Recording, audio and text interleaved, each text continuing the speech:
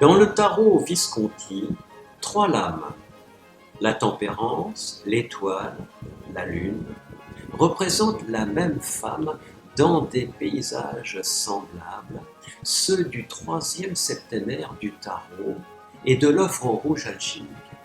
C'est dans ces paysages spirituels apaisés, réduits à leur plus simple expression, une fois délivrés des chocs émotionnels et intellectuels des deux premiers septénaires, que cette femme se tient debout, les pieds nus, en lien direct avec la terre et les forces vives de la nature, tout en étant reliée à son cosmos intérieur.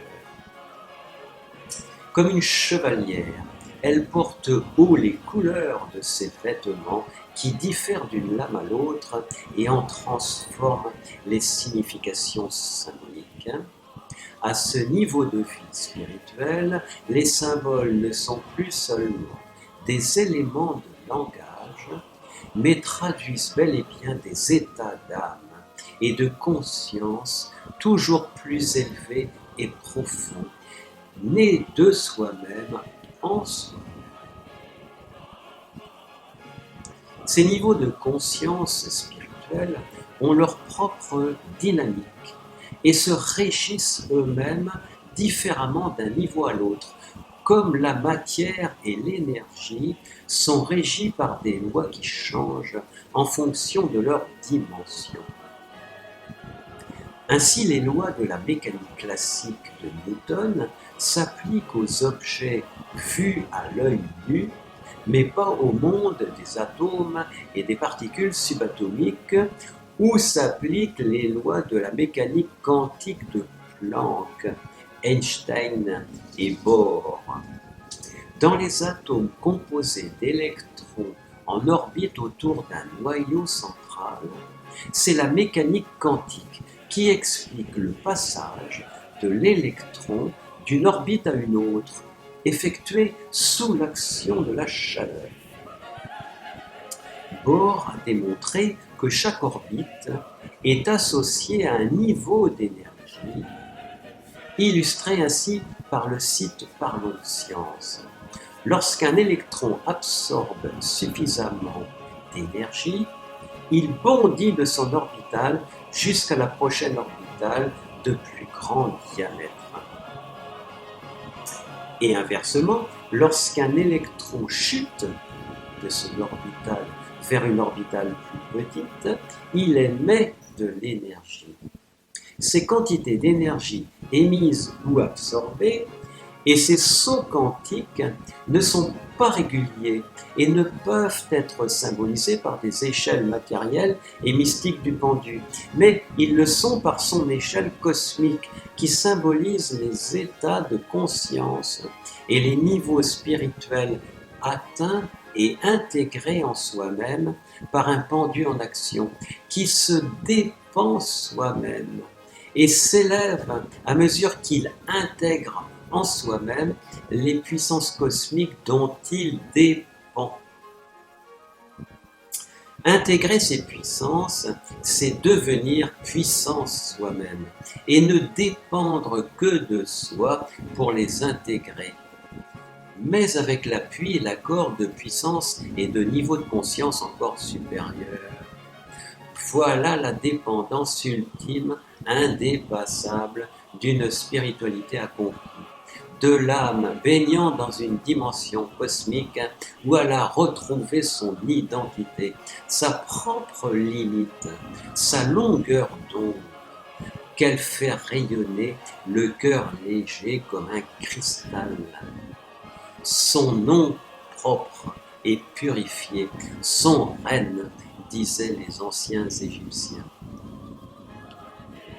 Dans son cheminement intérieur, pour y parvenir, l'être spirituel passe d'un niveau à l'autre en effectuant, comme les électrons, des sauts quantiques, soit en évoluant positivement et en absorbant l'énergie cosmique des niveaux supérieurs, soit en régressant négativement et en perdant de l'énergie. Car c'est le propre de l'évolution spirituelle de connaître des hauts et des bas, et de reconstituer son énergie par des purifications régulières, sans brûler les étapes, et en tâchant juste d'être à l'heure de rendez-vous réguliers avec soi-même. La couleur pourpre symbolise ces rendez-vous du pur avec le pur, du feu avec le feu. Dans la langue des oiseaux, dit Fulcanelli dans son livre Les demeures philosophales, le mot grec pur, qui sert à désigner le feu, se prononce comme le qualificatif français pur.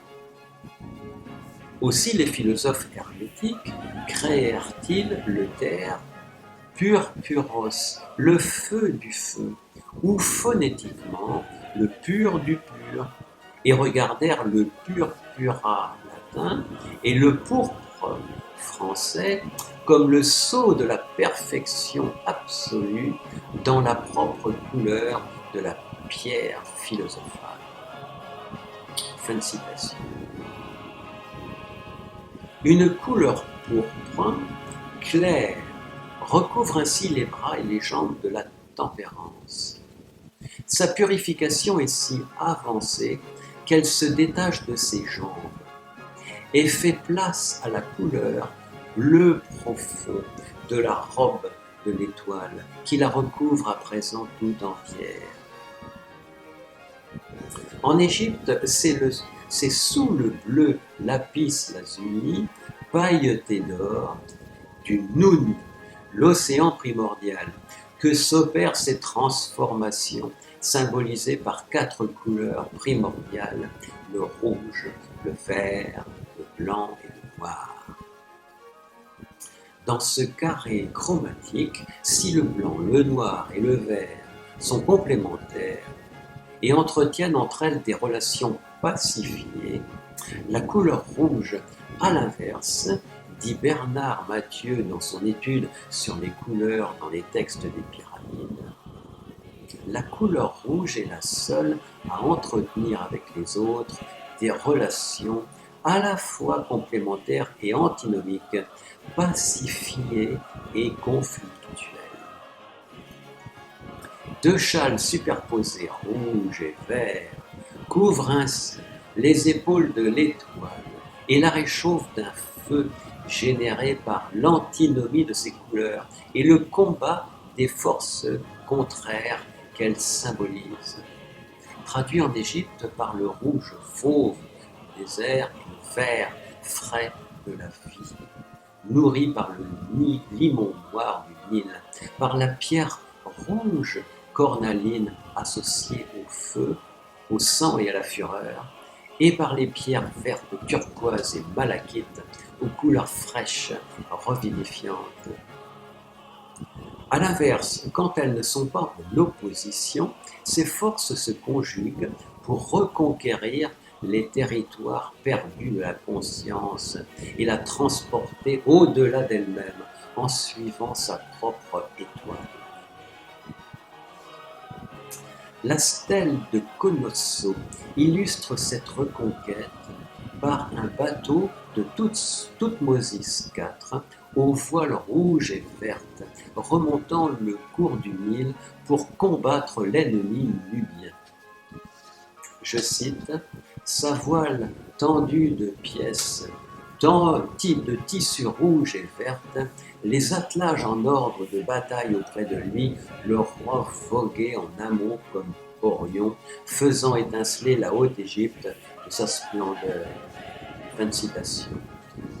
Orion éclaire la Haute-Égypte du pharaon comme l'étoile de la conscience éclaire de ses rayons son propre au-delà. Une lumière qui émane d'elle-même et jaillit de sa main gauche. Elle éclaire et révèle son propre au-delà cosmique avec un soin extrême et comme une femme enceinte, la main droite posée sur le ventre, sans croître en elle une nouvelle aurore. Cette conscience nouvelle de principe cosmique hors du temps éclaire partout où elle demeure, que cette demeure soit celle en soi-même de l'être égyptien ou soit celle d'un pays comme l'Égypte. Car l'Égypte pharaonique fut dotée par ses fondateurs d'une identité et d'une conscience qui prit à une époque les traits de ses dieux Horus et Seth, aux fonctions positives et négatives nettement dissociées.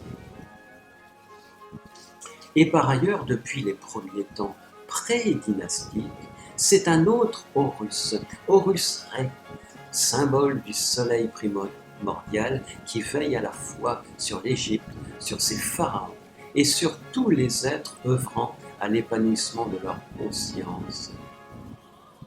La lune du tarot symbolise l'action du couple Horus-Seth et Horus-Ré symbolise l'action du soleil, les deux étapes ultimes de la reconquête spirituelle du battleur, en même temps que l'avènement en soi-même de sa propre dimension cosmique.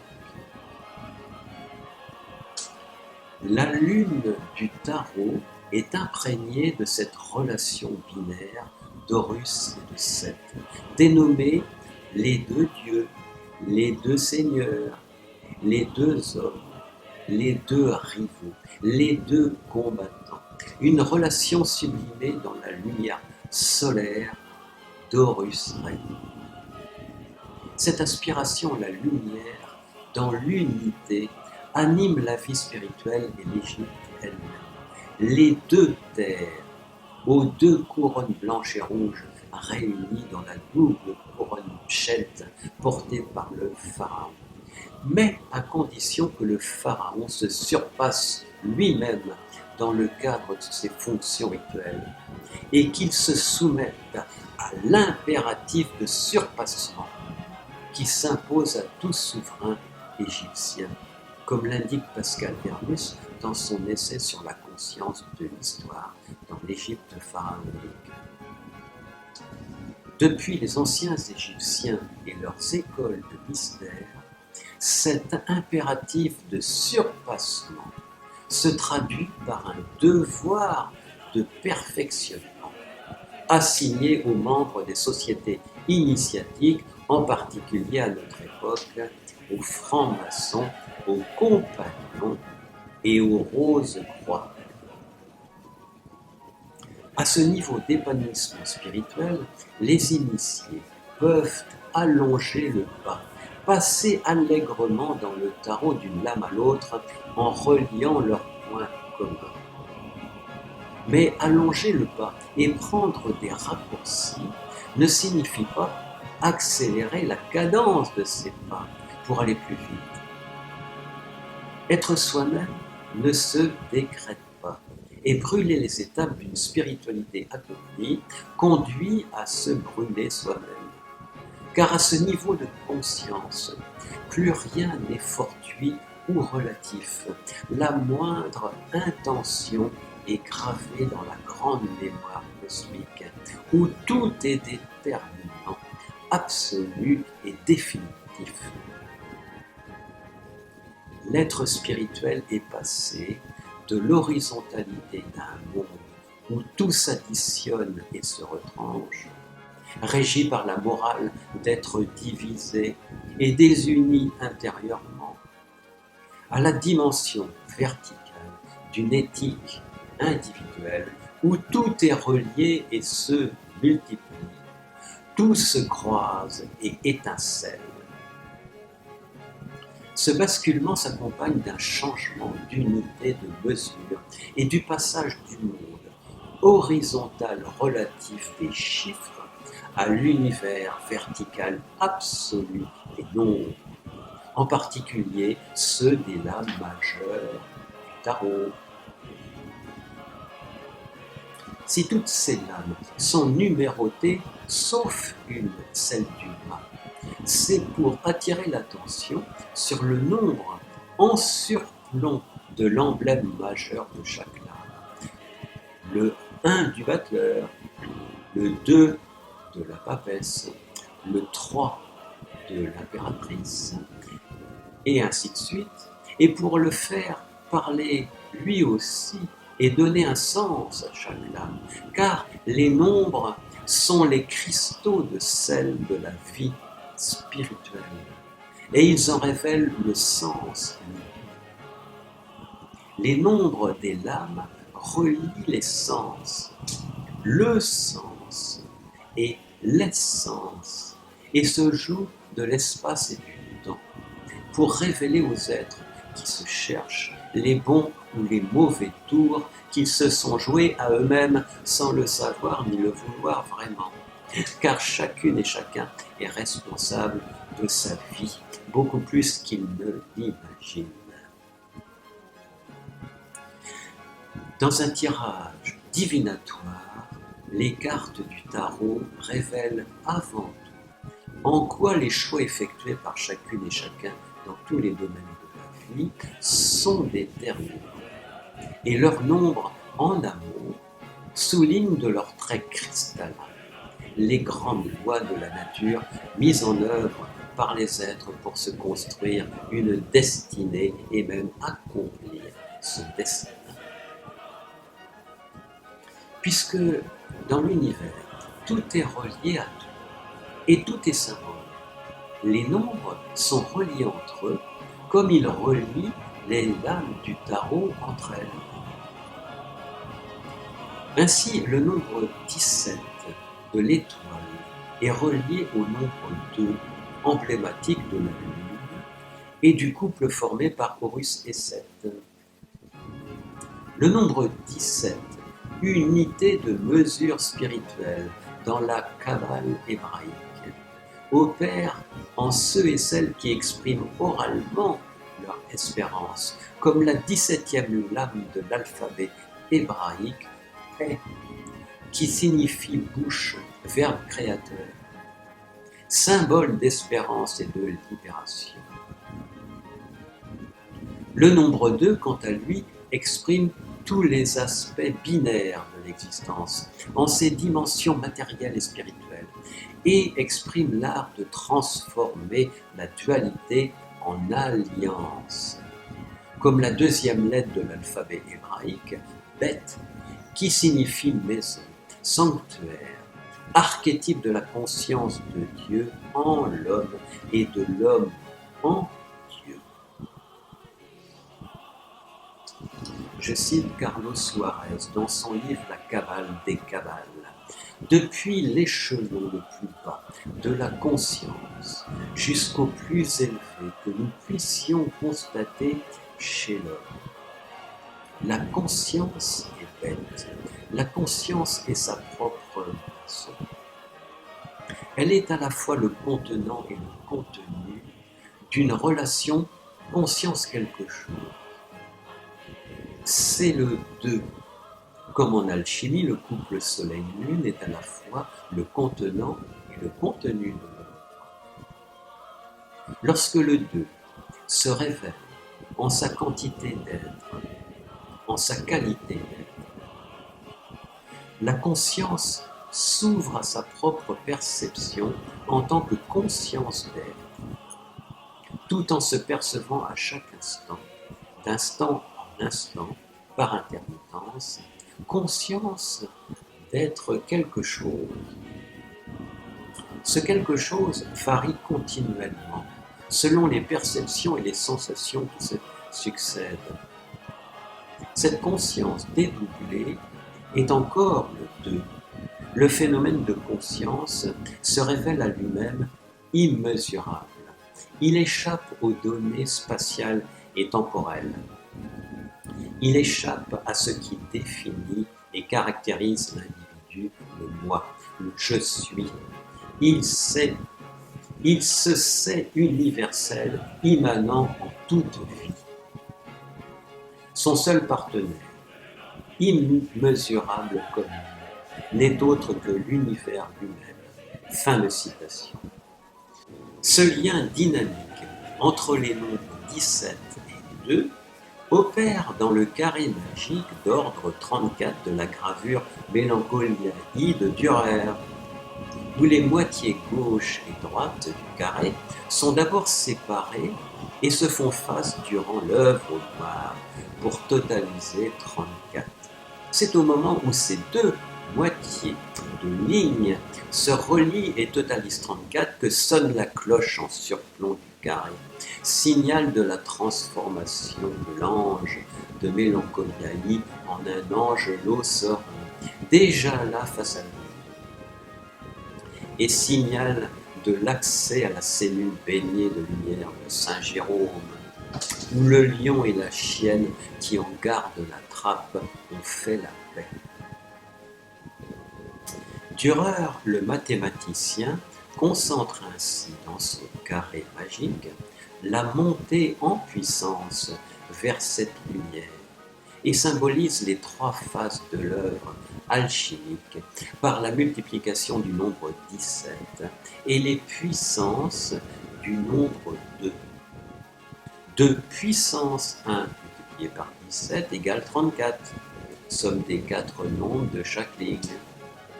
2 puissance 2 multiplié par 17 égale 68, somme des 8 nombres de chaque moitié du carré. 2 puissance 3 multiplié par 17 égale 136, somme totale des nombres du carré. Autrement dit, le signe de l'œuvre de transformation intérieure du passage entre les trois phases de l'œuvre n'est pas le signe plus et le total 34 de l'addition sur chaque ligne et colonne des nombres du carré, mais le signe multiplié, le signe x de la multiplication des trois niveaux de puissance du nombre 2, de puissance 1, de puissance 2 et de puissance 3 par le nombre 17, qui lui ne change pas.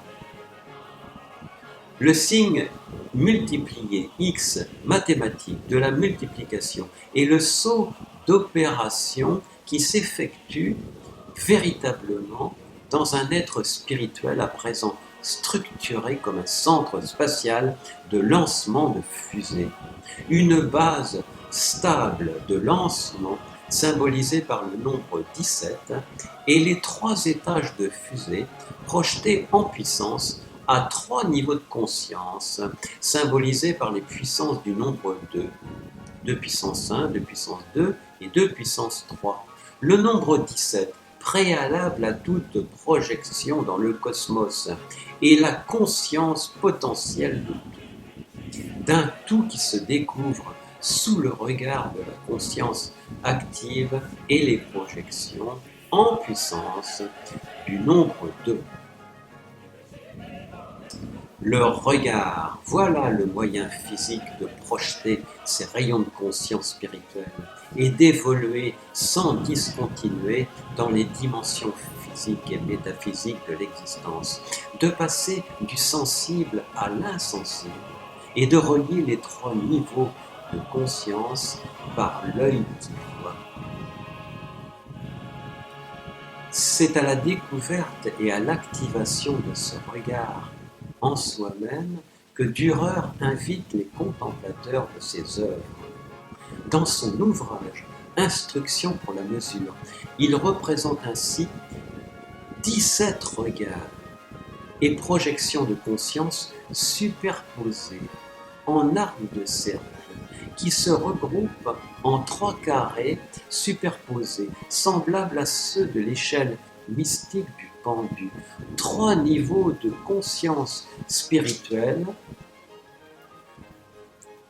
d'une part dans la dimension de Dieu, Gotteslicht, dans la dimension du Christ, Dies Wort Christus, et des chrétiens, Aller Christ Glaubigen Heil.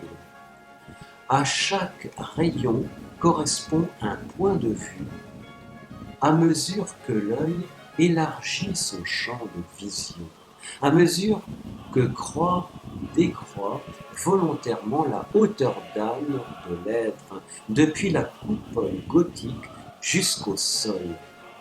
des niveaux de conscience symbolisés dans le formulaire de haute magie de Piob par une croix, une spirale et une échelle, tous trois symboles du nombre 17. Ce que Dürer et les artistes de la Renaissance représentaient en petit sur leur tableau, les anciens Égyptiens le réalisaient en grand dans leurs temples. Les dimensions démesurées des temples égyptiens n'illustraient en rien une quelconque distance séparant les dieux de leurs fidèles, mais la puissance potentielle de ces dieux prêts à se révéler et à s'exercer chez les êtres aspirants, espérant, désirant être soi-même pour s'épanouir pleinement. Pour y parvenir, l'être doit transformer son regard en conscience, le relever pour voir grand, sous la voûte étoilée, et ne plus regarder l'univers par le petit bout de la lorgnette des mots du livre des monothéistes. Il doit voir tout, et dans une pensée holistique, saisir en conscience à quel point l'être est cosmique et demeure en même temps, à l'échelle de l'univers, un grain de poussière où tout est concentré.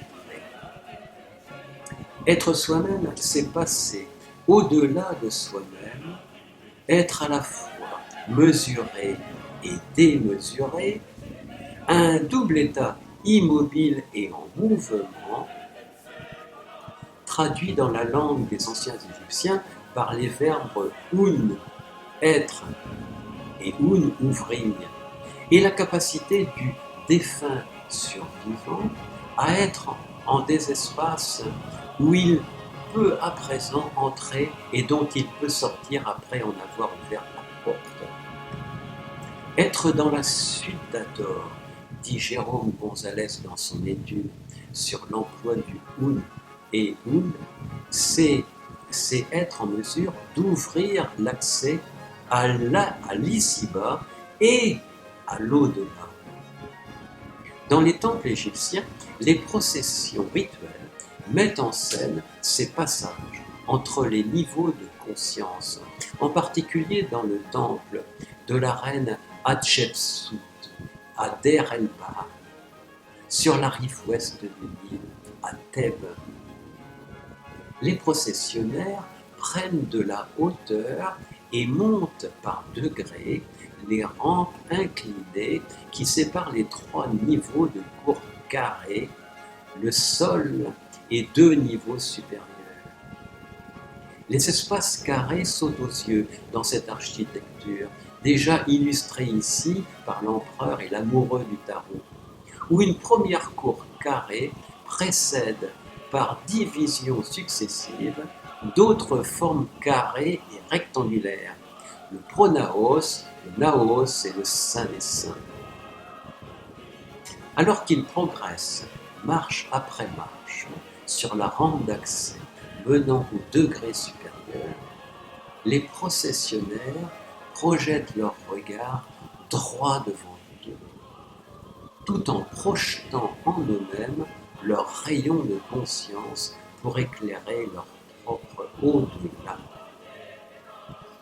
Ils élargissent ainsi à chaque pas leur champ de conscience, mais en se gardant bien de s'attacher à l'au-delà présent pour laisser apparaître l'au-delà d'après, le pas suivant, comme un phénix, un bénou égyptien renaissant de ses cendres, encore plus flamboyant. Ce qui saute aux yeux des processionnaires, c'est la rangée horizontale d'ouvertures noires, rectangulaires, qui se reproduit à chaque niveau du temple. Un horizon qui se reconstitue et s'éclaire comme une nouvelle aube à mesure que le regard des processionnaires s'élève sur les deux rangs. Sous leurs yeux, les rectangles noirs se démultiplient, séparés les uns des autres par les statues d'Hatshepsut et surtout par le signe X multiplié de la multiplication formée par le croisement de ces 4 septes, le crochet Eka, le flagellum Nekaka du dieu Osiris, auquel se superpose le signe de vie Anke et la force vivifiante du Vas. Autrement dit, dans le cœur d'Hatshepsut renaît un être cosmique à la fois divin et humain, comme il peut renaître dans le cœur des processionnaires, alors que se multiplie sous leurs yeux le nombre 1, le Wa, et les rectangles noirs qui le symbolisent. Car 1 multiplié par 1, multiplié par 1, multiplié par 1, etc., égale toujours 1, le dieu secret Amon, auquel le temple est dédié. À l'origine, 22 piliers osiriaques, nombre total des lames majeures du tarot, ornaient un portique de la 3e terrasse, et seuls quelques initiés avaient la possibilité de pénétrer dans les temples cachés derrière ces piliers.